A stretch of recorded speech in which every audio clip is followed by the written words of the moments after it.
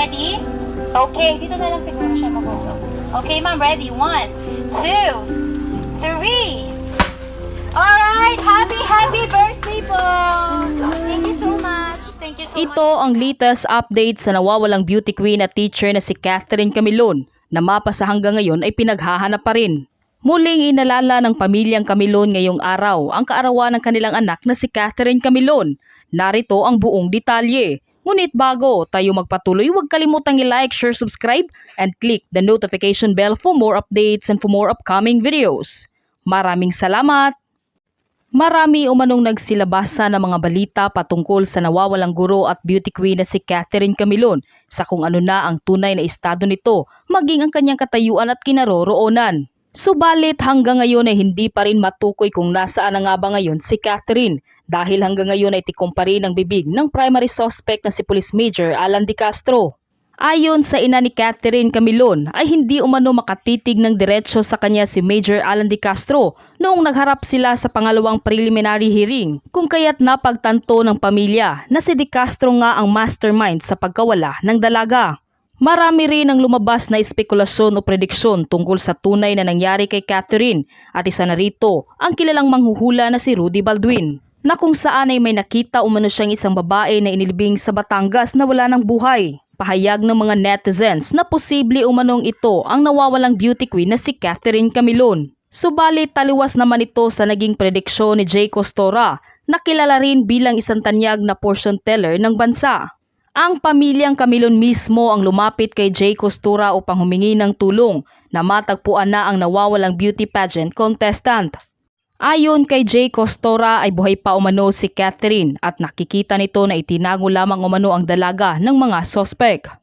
Ito ay bunga raw sa pakikipagrelasyon niya sa isang maimpluwensyang tao na ang tinutukoy ay si Police Major Alan De Castro.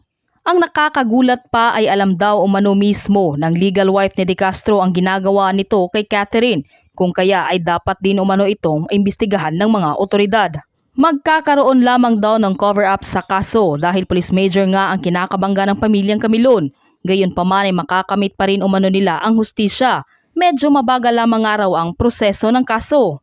Samantala ngayong araw, January 3, 2023 ay isa sanang masayang pagselebra ng pamilyang Camilon dahil ito ang araw mismo ng kaarawan ng beauty queen na si Catherine Camilon. Ngunit napalitan ito ng lungkot at pangungulila sa pamilyang Camilon dahil wala pa rin silang balita kung nasa na nga ba ngayon si Catherine Camilon. Sa kani-kanilang Facebook post nagbahagi ng madamdaming mensahe ang ina at kapatid ni Catherine Camilon. Happy birthday kapatid ko, napakahirap mag-celebrate ng birthday mo kasi hanggang ngayon wala ka pa din. Araw-araw akong nagmamakaawa at humihiling sa Diyos na sana makabalik ka na sa amin ng ligtas. Hindi ako magsasawa na mag-intay sa iyo. Maraming mga tao ang nagpipray at nag-iintay sa pagbabalik mo. Nagkamali man pero mas marami pa din tao ang malawak ang isipan at mas tinitignan kung paano ka naging mabuti sa kanila. At sobra akong nagpapasalamat sa mga tao na yon.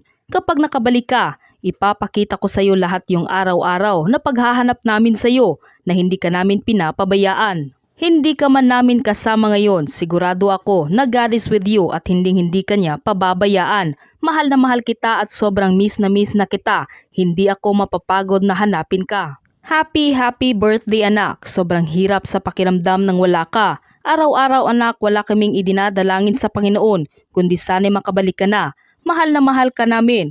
Nagpakatatag kami para sa iyo anak. Miss na miss ka na namin. Ready? Okay, dito na lang siguro siya magulo. Okay, ma'am, ready? 1, 2, 3. Alright, happy birthday po! Thank you so much. Thank you so much in behalf.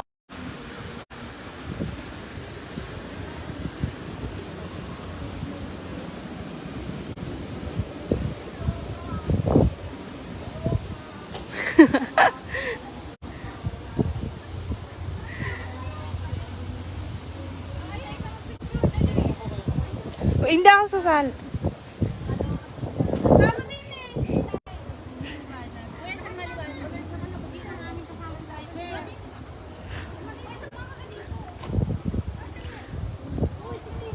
Ayun.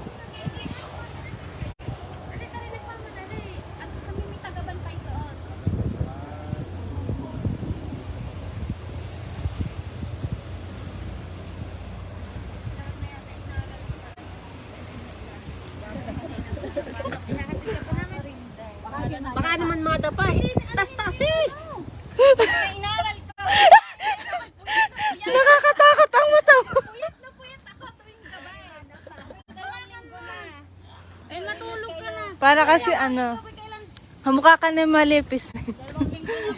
Hayaan mo na, hindi naman ikaw lang ang talo. Hoy! Kailan ka pa uuwi? Hoy! Kailan ka uli uuwi? Kailan ka uuwi? Marami pa susunod. Ang bitbitin mo yung damit mo. Hoy, matulog ka din. Wala ka nang aaralin ko dyan.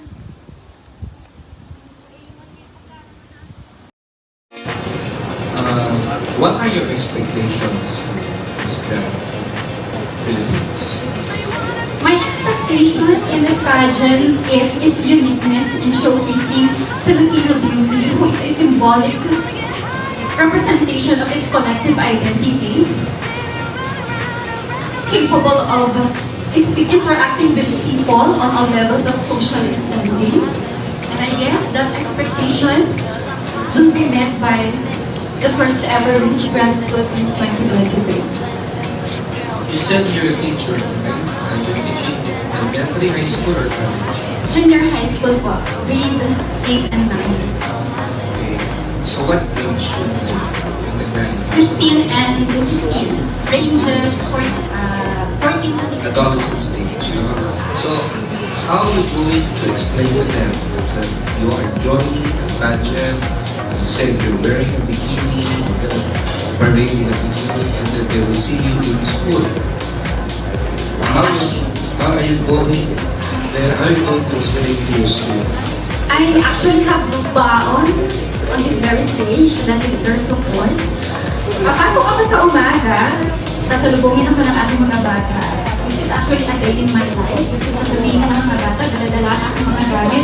Ganda ni mama, sexy ni ma. You know that our physical appearance motivates our students to be good in school. And I look up to inspire them to work on the dreams they deserve in our society. And that their families will be proud of them and will have the genuine smile on their faces. That's a very good answer. Train.